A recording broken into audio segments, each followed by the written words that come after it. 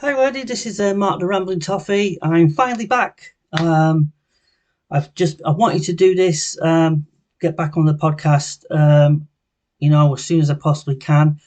I just took a bit of a break from doing this from around March time, not longer after my wife's nan passed away, and I just also been suffering from ill health from a condition with many years with me dizzy spells and all the rest of it, and I just wanted to take a break.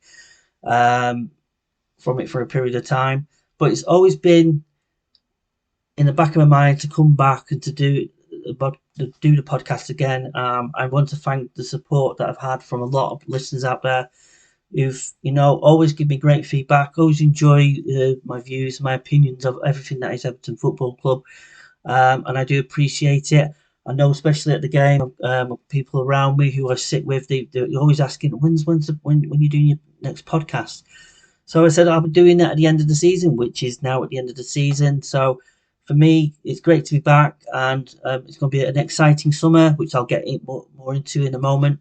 And also for next season, obviously with the new stadium and all the positive outlook that we're all looking forward to, and it's an exciting time, which is not been like that obviously for the last few years as an Evertonian, with all the upheavals, obviously with the takeover, with different managers struggling, being in relegation fights, and so on and so forth, and the ups and downs that have been, over that last period of time, last 2 3 years.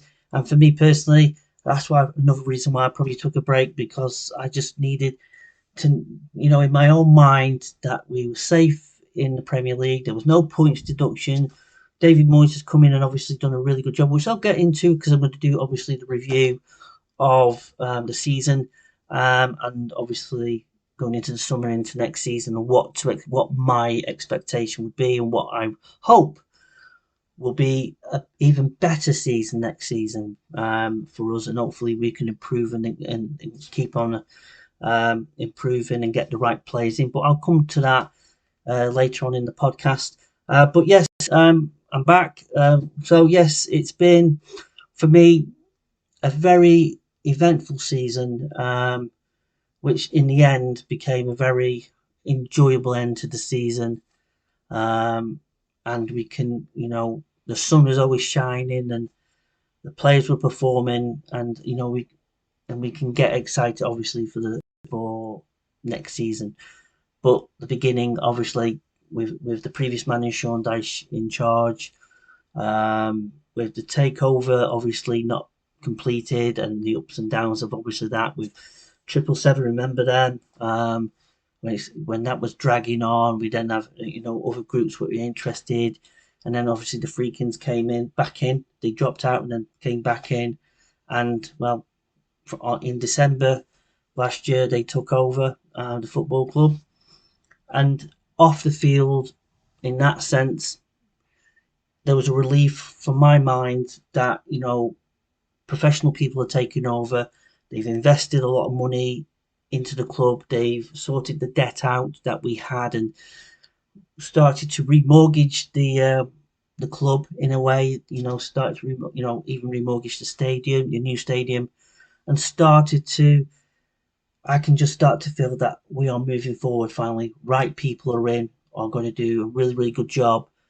They're quiet, as you can say. They don't come out and communicate to, whenever something big is happening. They only do it when it needs to be told. And there is a lot of, of things that we can speculate on, and what we hope could happen. When could this happen? Because an expectation at that point when the takeover was done was, soon as, when's the CEO coming in? When's this going to happen? How are you going? Who's the people coming in? Are we going to, when's naming rights going to be done for the new stadium? When's this, and all this different things, and what's going to happen with the club itself, and the staff and the people there. And from my expectation, it's always me, my patience. I can be patient, but I was also wanting to know when, tomorrow, when's it going to change? Things going to start going to see it? And you didn't, and it was slowly over the period of time, and we're starting to see that now. And actually looking back now, I actually like the way that they're operating, because I'd rather be one day just scrolling on the internet and just get a breaking news that they secured sponsorship or they've done something, um, you know, to enhance the club and bring more money into the club and actually enhance the club more. That's what I like about them, and long may it continue. They're getting the team right off the field. Obviously, the new CEO was appointed just before the season ended, um, and with Angus Kinnear coming in from Leeds, obviously, and let's see if he can do a really good job and get the right components and right people in to help not to help David Moyes on the field, because that's the main thing. That's what we're all here for, and hopefully he can get the right people. So we'll see if he can be a success, see what he can achieve. Yes, people out there are probably going to look at him who his time at Leeds and probably think he did a few negative things, a few things that were not, but the fans at that club didn't like or whatever. We have to see what he can do here. That's the challenge to him. Some people may not wanted him; they wanted somebody else to come in to actually do it, but he's the best, and as I say, I trust what TFG will do. Um, the people that they appoint, and they're doing the right things. They're taking their time. They're thinking he's the right person to come in to do the job. Obviously, David Moyes came in January. I'll get to that in a moment, but we'll see what he's capable of from now on. And I'll get to that further, later on in the podcast. But yes, season started with Sean Dyche in charge. Obviously, the takeover issues. We brought in Lindstrom, and we brought Mangala in. It's such a long time ago, really, and we just a few extra players to come into the club, either on loan, and it yes, we all try not to forget about it, and that's where the negativity comes from. The performances were abject. You can just see where it was going. You can just see how far Sean Dyche can take the football club. And when he left the club, obviously in January, he said, "I took the club as far as I possibly can." You can see it very, very early on. Injuries didn't help. We had a very small squad, but the setup, his management, his setup with his team was set up in a negative way to be defensive and to be that that way inclined to defend and to take points and just hope that we get something at the other end.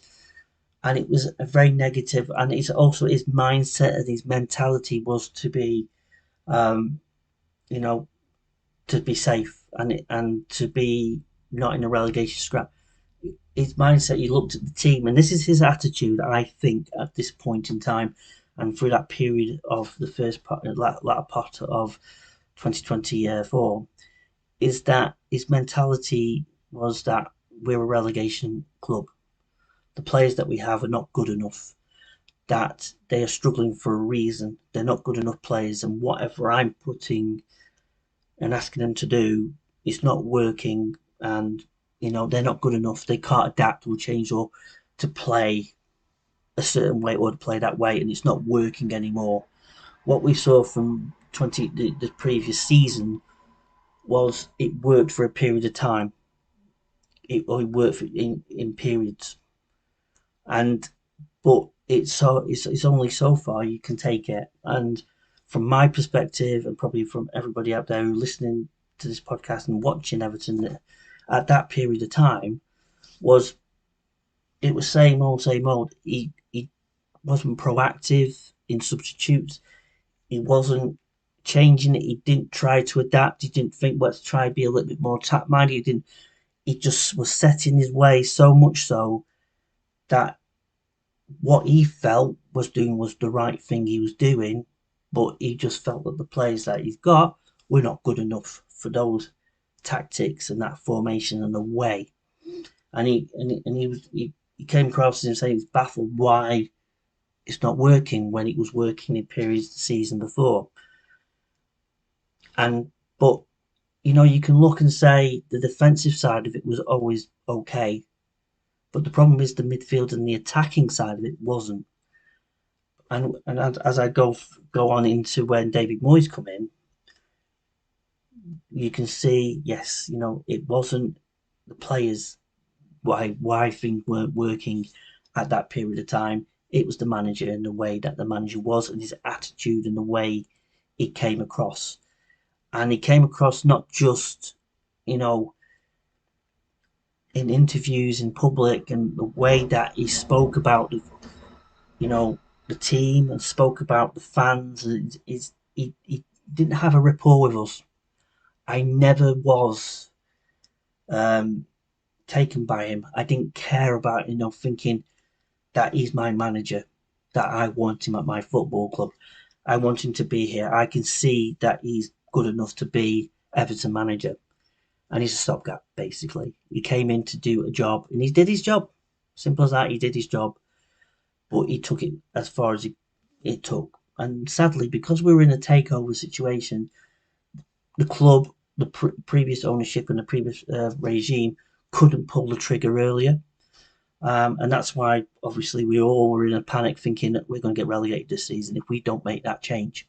And thankfully, it worked out in a way that when TFG came in, they pulled the trigger and got David Moyes in. What people think at that precise moment in time about David Moyes, he's been out of the game for about 6 months, I think. And even my thinking was, is he the right choice to take this club forward on a longer term basis? Or would he be good enough? Because my feeling was we needed to bring somebody which was forward thinking, a young coach, and really adapt, come in and actually rip up the script and basically change it and do something different and take it forward, like we see with a lot of other clubs that have done that in the past, like Brighton and Brentford and other clubs where they've been proactive enough to bring in younger managers who are unknown coaches from Europe and can come in and do a role. So when David Moyes came in, I kind of was like, okay, he's a stopgap. My first reaction was a stopgap.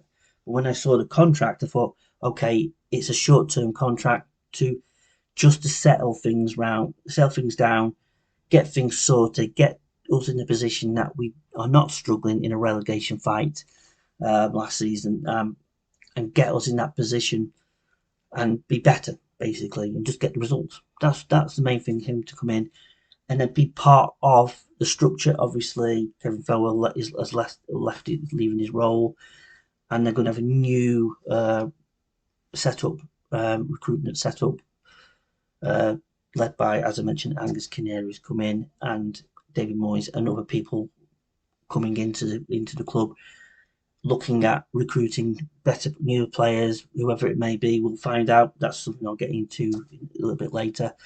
But for him to come in, so to be part of the structure of getting the club on the field in a good position, and then in the future, when David Moyes does move on, because he's not going to spend 10 years like he did first time round, somebody will be able to come in. It's all set up. The recruitment is set up. The team is set up, and they can start.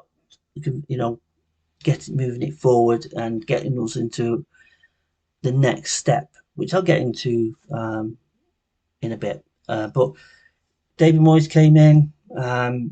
Obviously lost the first game to Villa, but you can start seeing little things because we were creating the mindset of the players were a little bit more forward thinking, going to attack, going to create opportunities. And much it wasn't a great performance, we created opportunities, and that was the first time for a while that we have seen the team being more proactive in the going forward. Defensively was as per usual. The defence was okay, but we were a little bit better, and then gradually we started to see results improve. Obviously, beating Tottenham, and you started seeing us being. And we were quite. I was in the main stand, and I couldn't believe this change round. It was like night and day. It went from this negative and scared football team that were very nervy, very anxious and didn't know what they were doing, and like players, as I mentioned throughout the podcast, up to March time, it was up to under Sean Dyche, and it was they didn't know each other. They couldn't pass to each other. It was like they were giving a ball away. It was like you can see it. Players full of no confidence, no belief, no nothing from that system that was set up through Sean Dyche to David Moyes, who had a different style and a different way. We all thought that he was just going to be the same old David Moyes, but he came in and he's gone to talk to the players, explained it in a better way, given them the information in a better way, and we have seen leaps and bounds this team from then on get results and results, and that's basically what it was. It's about results, but it's about the mentality of players and giving those players, individual players, the confidence and the belief that you explain what I want you to do. Some have not worked. Jack Harrison is an example where basically he works hard and he puts in the effort, but he's not created an assist or anything like that. And you can look at that, but that's just how it is with him, and that's why he's gone back to Leeds. Lindstrom's another one. He's playing out of position, and we had other players who can play in the position that he does. So he was asked to do a role that he got very frustrated at time, and sadly it's not worked out for him. And then in the end, injury ruled him out for the rest of the season. I thought Mangala, who obviously came in at the start of the season, did really well under Moyes and was doing well. And then obviously the injury against Brighton ended that for him, and then obviously he's now gone back to his parent club. So he could have, Mangala, if he didn't get the injury, he could have grown in confidence and got better and better. And we could have been looking at him for the summer, to bringing him in as a permanent signing. And obviously in January, which also helped, was bringing Charlie Alcaraz in on loan originally. And he's had moments where I think he's probably his language barrier. He did have Jack Harrison, who supported him, communicated him, in his native language to help him. And I think that's the only thing obviously Jack Harrison's actually done, which has been good for the club. It's actually helping Charlie Alcaraz to settle in and to settle into the Premier League again and to get what his job is. And we are, over that period of time, there's been little moments where he's passing a little bit off here, but he's so good, and he's going to get better and better and better. And I think he, I'll get to the him at the end regarding his signing and actually becoming permanent, and what that's going to mean for us next season and what he can achieve. Let's hope what he can achieve. But what I saw of him in the time that he has played, and he's just grown and grown and got better and better. He's great on the football. He gets forward quite quickly. He's got a very you can use Newcastle an example with his goal. He's got a Tim Cahill reminiscent, very much of a Tim Cahill kind of player. He's not just especially with that header, but he works his socks off. He's aggressive. He's a little shit basically, and he likes to fight. And if you get on his face, he'll fight for it. And what a worrying thing I'll have with him next season is that we could see him get sent off a few times. I don't know. Hopefully that's not the case. He's very hot-headed in that way, but he just, he comes in.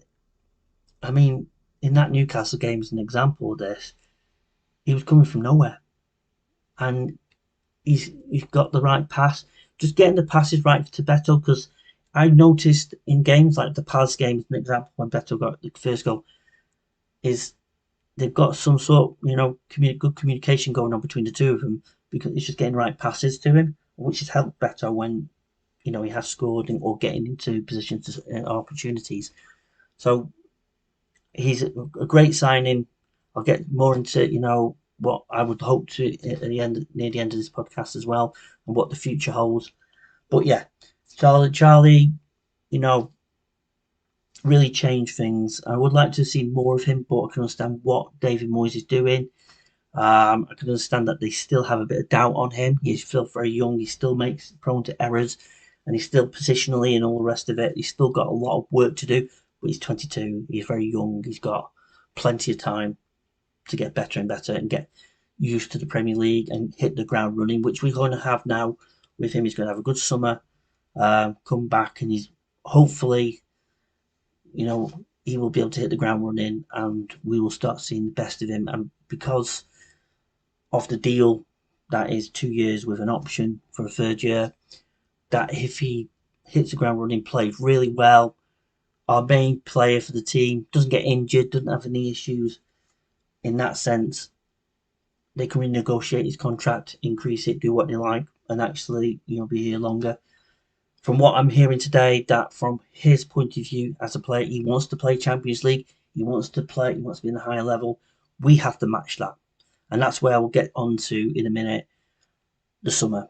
And what I expect, what I would like to see in the players that we need to bring in, and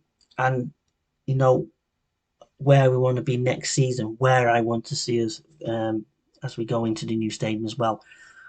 Before I get onto that, obviously the big thing of this season is saying goodbye to Goodison Park. For me, it was a sad day against Southampton. It was a bit of both, really. It was sad that, as soon as I left the stadium for the final time, look back and just realised that I won't be at Goodison Park again.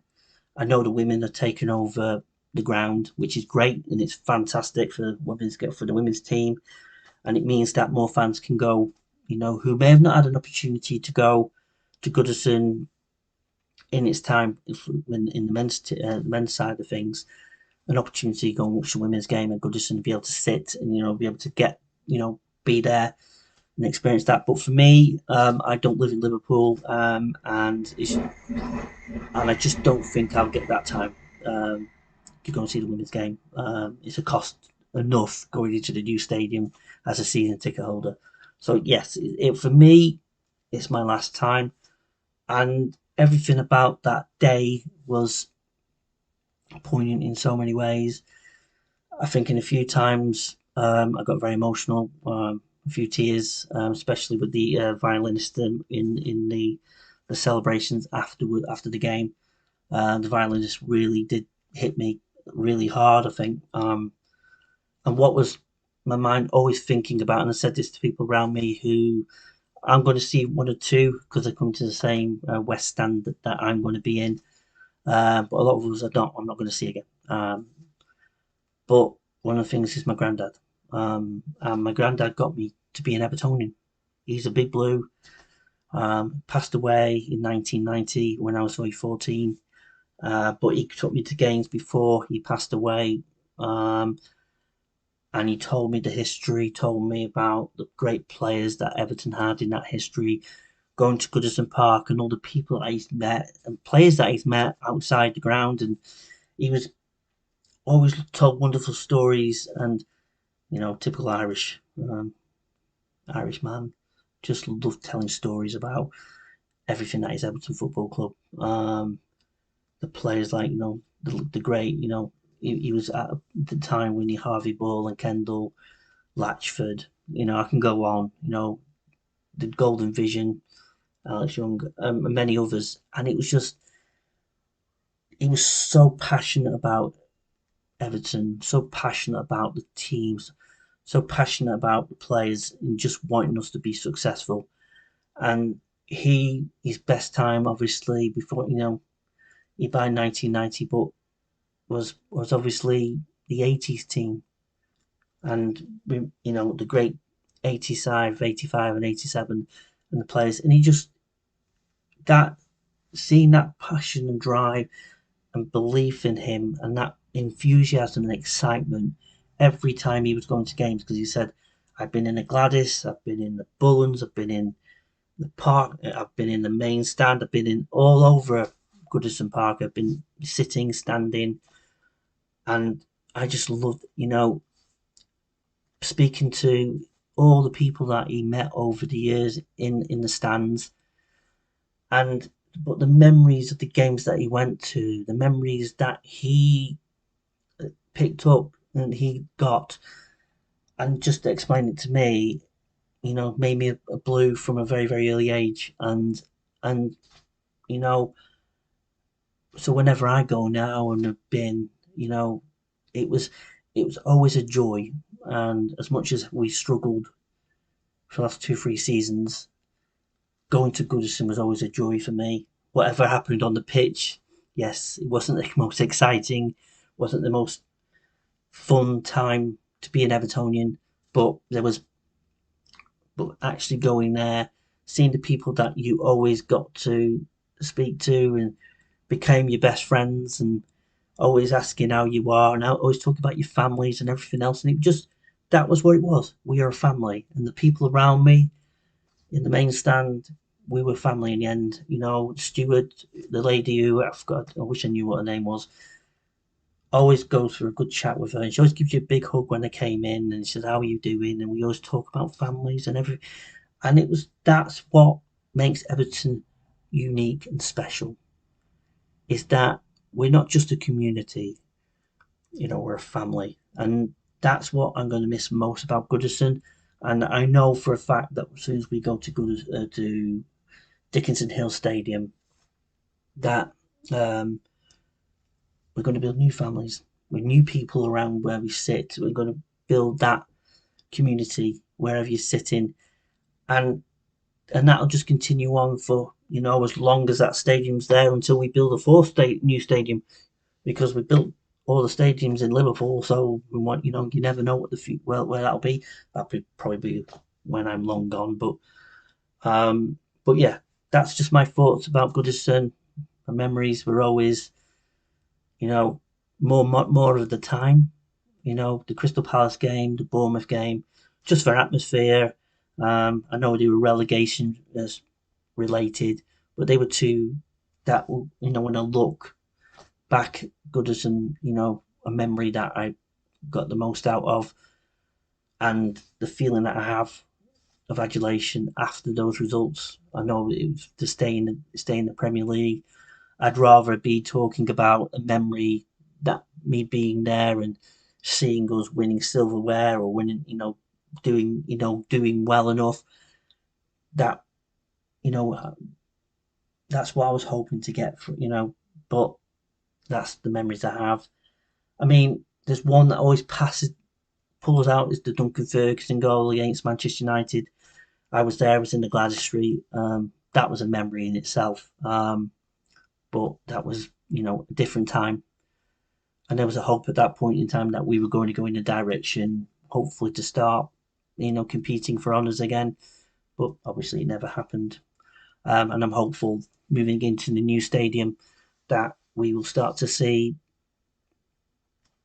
a team growing, and we can start challenging for honours and, trophies, and being in Europe and going that way, because that's what I think the fans deserve. This club deserves to be in that position. And as I mentioned about David Moyes is here at the right time, right moment to hopefully get us in that position to move forward, and hopefully we can progress further. And as I mentioned, as we look into the summer, and obviously into the new stadium, what's my take on what things are going to happen, or what I think will happen, or what I hope will happen? Obviously, we all know there's a lot of players that are out of contract. A lot of players have left the club when their loan deals have um, expire on the 31st of June. Obviously, Lindstrom's gone back to his parent club. Mangala's gone back to his parent club. Jack Harrison as well. Ashley Young was offered a contract, obviously, and he's decided not to stay, so he's leaving as well. And also, you know, I'm trying to think, is anybody else? So, and at the moment, there's been offers on for Roy, for Michael Keane, and DCL, and we're still waiting for Seamus, and also just Gay.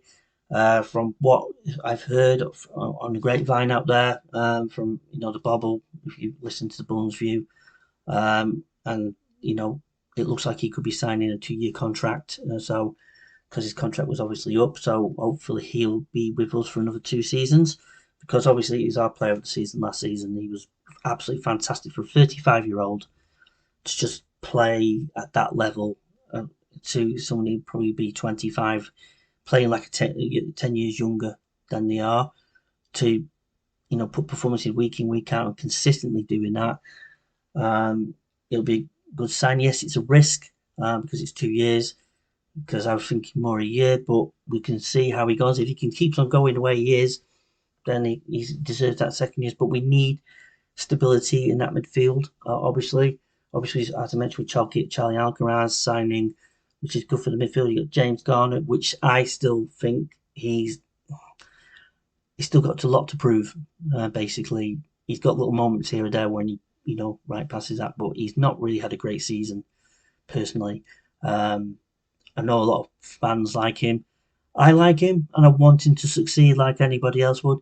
But there's still a lot to prove, and to prove a point that that he can stay in that midfield and be a starter. My personal feeling that we do need to look in that midfield to bring a strength in it. Obviously, Decore was offered a contract. I just missed him. I was trying to think the other player. Obviously, he's decided he's taking a better option somewhere else. Again, he works his socks off. I think it worked for David Moyes, Decore, for the press purposes. But again, he was like giving the ball away. And that's just my feeling. Just frustrated me. That's something about Decore. He's out, he was there. He scored that goal against Bournemouth. He scored important goals for us.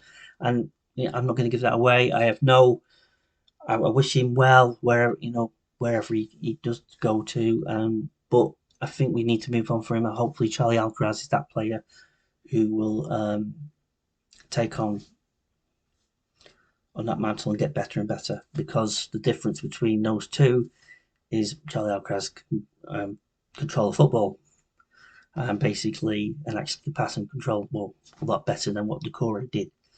But Decore could do something in a different way. He's probably his energy was what Decore's strength was.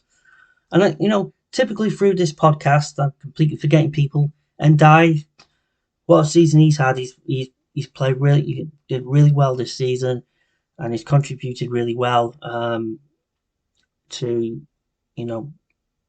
to Everton. He's going to get better and better, I think. When he got injured, obviously against Liverpool, he came back and he was just a little bit off the pace. But obviously, we saw against Fulham, but also against Newcastle, what he's capable of. So it's an exciting period to see how he develops next season into his second season, to see if he can make an even bigger impact. And that's it's just going to be so exciting to see. I think he's contributed really, really well. But the midfield is a place that we need another central midfield, I think, because Mangala has gone.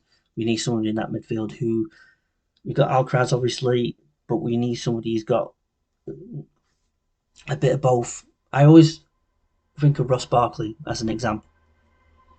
And whatever people think, Ross Barkley in his early times at Everton, I'm not referring to when he left and whatever else, he was a box-to-box player. And he got the ball and he was able to pass the ball around, and he was able to be very calm in that midfield and not get panicky or anxious, and just knew play. So we need somebody like that.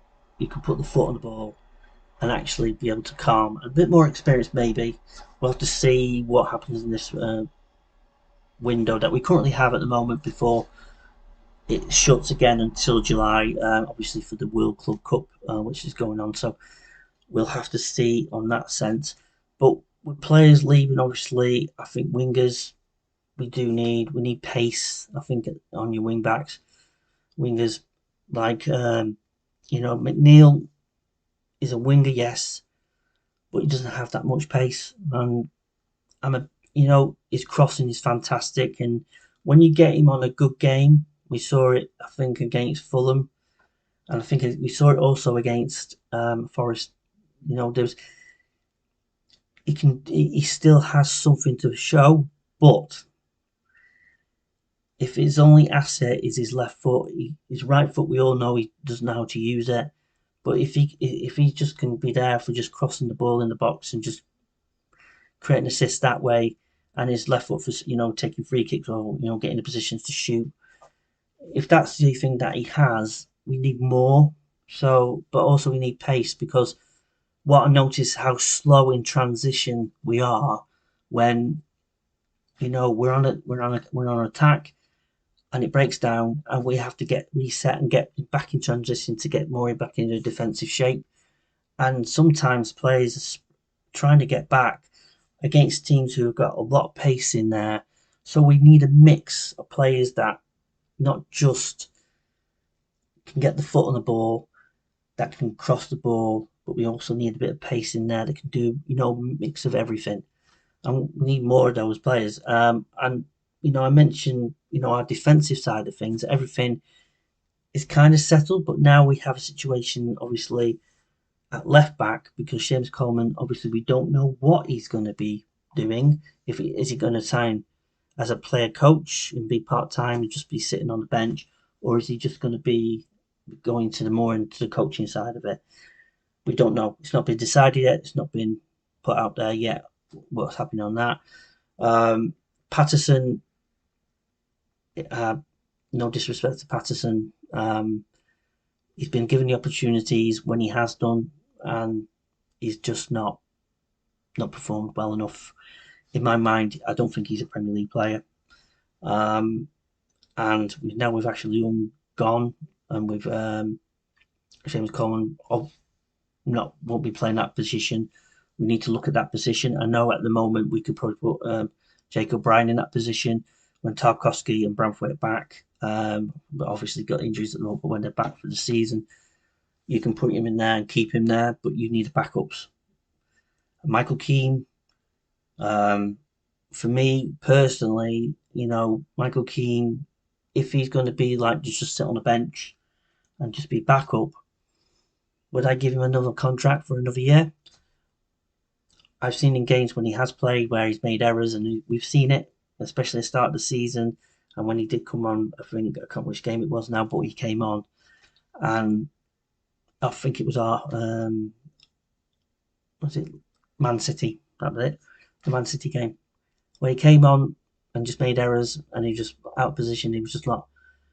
And I know in the last couple of games when he had to come in, obviously with Tarkowski injured,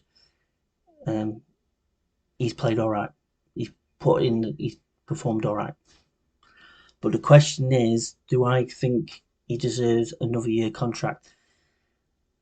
And I know some people out there are going to listen to it and think, well, Keane should go. My feeling that as backup, reduced terms on a contract, just keep him there. Unless we are able to look at the John Stones things, but I don't think that will happen unless Branthwaite does go. There's speculating, these usual rubbish links out there at the moment, which is just the usual thing at this time of year when it comes to transfers.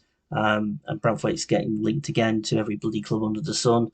But he's injured currently, so, and I hope I'm wrong, and I hope the club, if there has been any kind of inquiry to him, obviously there hasn't been, and they can say, well, he's staying at our club. We're ambitious enough. We want to move up the table. We want to, get to that position of getting into Europe, because I think if the stats since Moyes has been in is that we would have finished sixth, so we would have been in a Europa League spot. If if he was here earlier or for the season, so if he was here at the beginning of the season, so there's the question is about the project. It's about the mindset.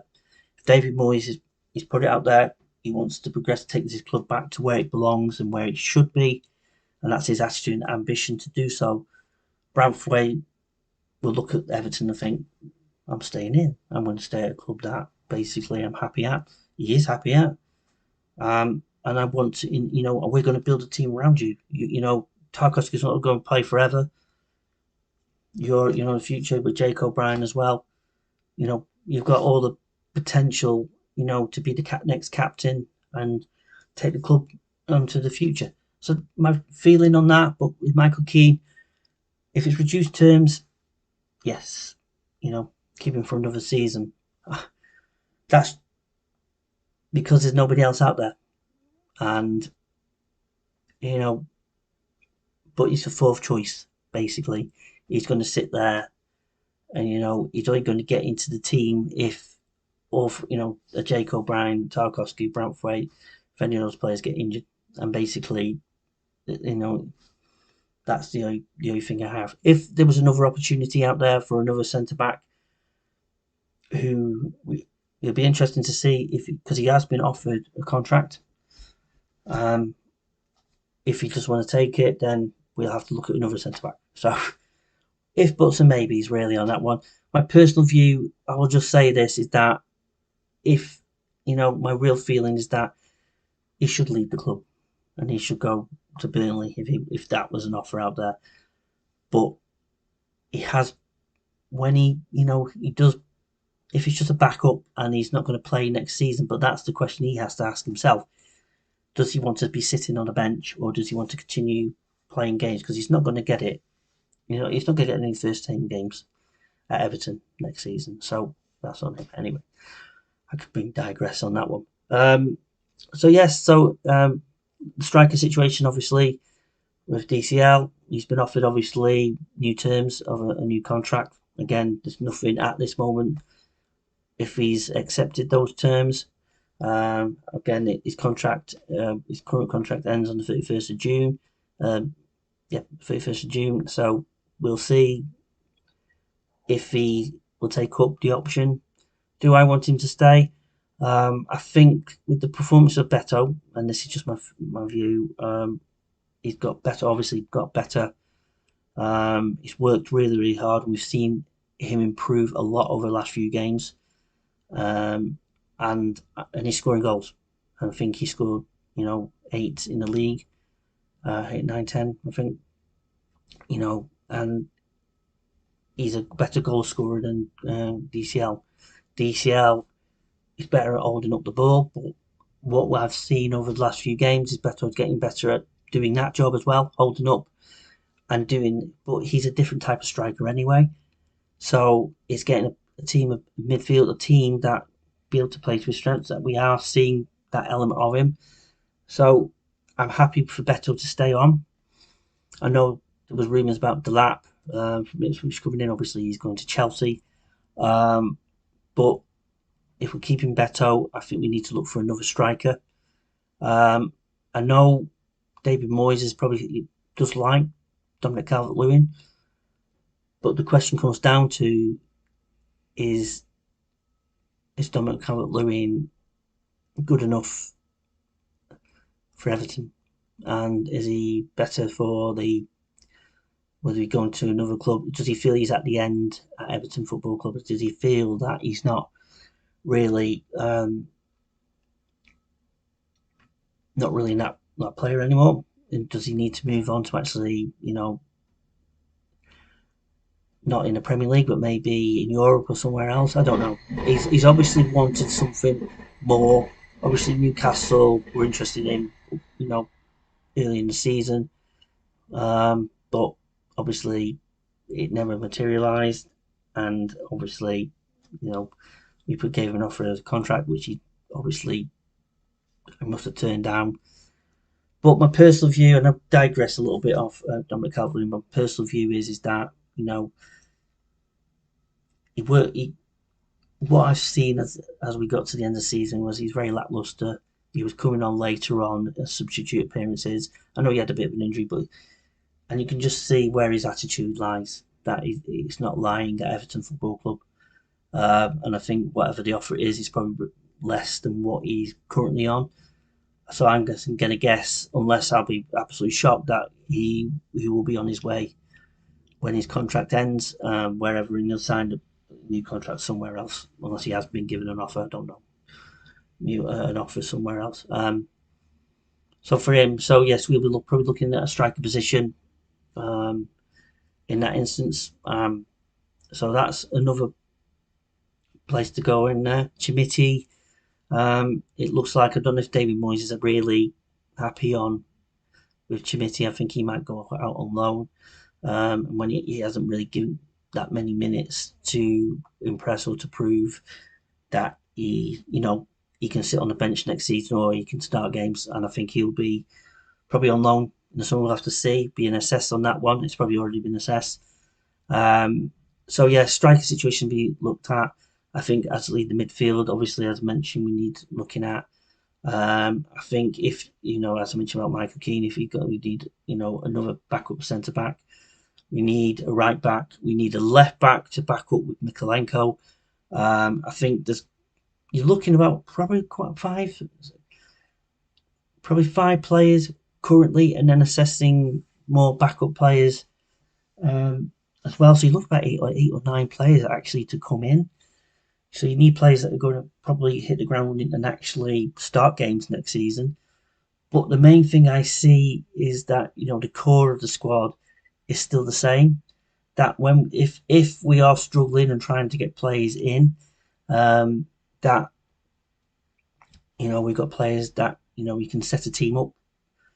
But we need, hopefully, we hit the ground running. Obviously, with keeping Drissa Gay, hopefully, and Charlie Alcaraz becoming permanent. But yeah, I think the wingers, we do need some pace in there. We need a ball playing midfielder. We need something that can hold up the ball and do that. We need to do a bit of both, not just defensive, but just transitionally. We need obviously a striker. We need backup for Mikolenko, who's got better and better, and he got an assist obviously against Newcastle, and scored against Fulham. He's getting better. He's improving. So you're starting to see with certain players that we all thought, well, if an opportunity, if an offer came in for, say, like Beto, take the money. You can use that money to reapply and bring a striker in and do something with that. But he's proven to me that he needs to be at the club and he's going to get better. Hopefully, this summer he'll improve more and get better and better and better. That's my thinking. I'm hoping, but that's through the coaching and that's through what David Moyes is doing there and his coaching team. Is getting the best out of these players. The players that we all thought, he'll be gone. Mikolenko is showing in flashes, that he is making assists and he's getting further forward. His defensive work has always been good, so he's improving. So we need to keep on going with that and get better and better. He has got great coaches in Leighton Baines, to help him out, and he's going to get there. Jacob Brown, as we all know, on the left side, is doing a job. So if your defence is set up already, if we haven't got anybody in place to be backups or that, we'll see what happens in that case. But yeah, it's the midfield and more attack that we need. We need to bulk up the team a little bit more, that there's backups throughout the team, that there's a lot more competition, a lot more, for players, being challenged more, that, if you don't play well, there's somebody who can step in, and that's what we need. And also, I think the mentality is going to shift, and I think that's coming from the ownership and right down from David Moyes, and through that, the coaching staff, that the mentality is that we want to be better. We are not a relegation team. We are not a team. We should be further up the table. We should be in, 6 or 7. That's where we should be aiming for at first, and improving and getting into a position that we can be challenging for Europe, that we're challenging for trophies like the FA Cup and League Cup, and getting us to finals and getting us further up that table, getting us further in them positions. And that's the next step. I'm not like thinking, oh yeah, we're going to be challenging for the title next season. No, I know that we need a bigger team. We need, as I say, backups. We need actually enable us to actually change the formation tactics if we need to, and to have, and be able to have actually pass the ball around would be good, because we still, we're giving the ball away a bit more, and we need to improve on that as well. So we need better players to do that and be more confident. And the mentality, as I mentioned, is to be wanting to be better and wanting to be challenging, to be up there, wanting to actually compete up there, not thinking with a mindset which under Sean Dyche was that we're a relegation club, we're not good enough, so we have to stay in our box and stay here. We do not try any further. That's the mindset. The mindset has to be different. And if we've got the new ownership and hopefully the money available to start bringing players in and start getting this club back to more competitive and more positively, that's what I mean about I'm excited to see what players we bring in, see how it develops over the summer when we start pre-season and start in the new stadium, and to see what happens with us. It's going to be an exciting summer. It's going to be a roller coaster ride, but it's just so much, something good to grab onto, because we've not had that for the last 2-3 years. We've just been worried about if we're going to not breach PSR again. Are we going to bring any players? Do we have to sell our best players and all these things? And it seems to me we don't need to do that now.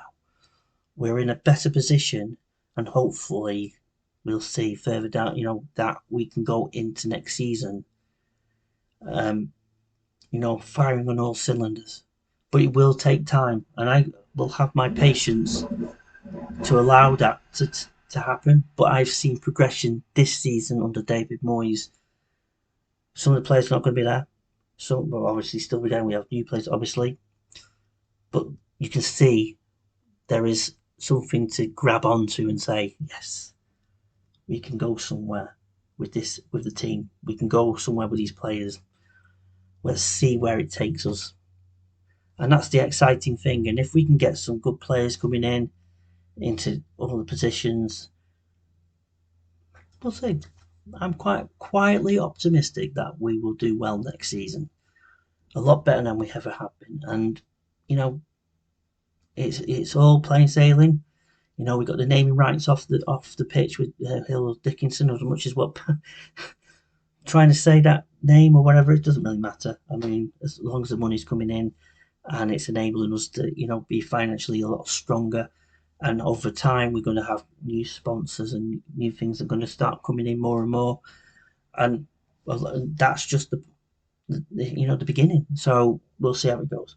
So yes, there we go. That was my review of last season, what we think of the summer and everything else, and a lot more.